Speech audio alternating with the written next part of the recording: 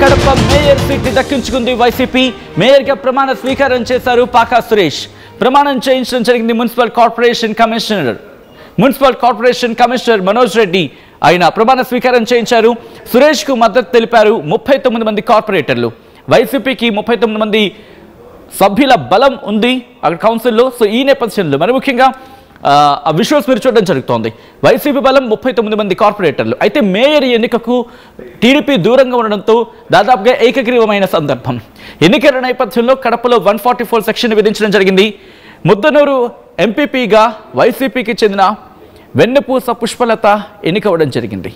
So దానికి సంబంధించిన breaking news చూస్తున్నారు. కొద్దిసేపటి క్రితం ఇటు కడప మేయర్ సీట్ ని వైసీపీ కైవసం చేసుకుంది. మరి ముఖ్యంగా దీన్ని పరిశీలిస్తే కనుక from the beginning MP Avinash Reddy దీన్ని పర్యవేక్షించుకుంటూ వచ్చారు. ఆయన ఆ తర్వాత జరిగిన పరిణామక్రమం గురించి మాట్లాడుకున్నాం.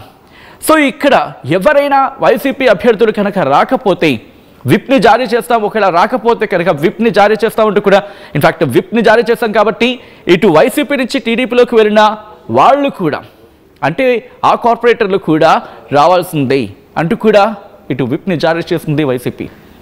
సో ఈ క్రమంలో మేయర్గా ఆ సీట్ని దక్కించుకుంది వైసీపీ. కొద్దిసేపటి క్రితం ప్రమాణ స్వీకారం చేశారు పాకా సురేష్ మేయర్గా.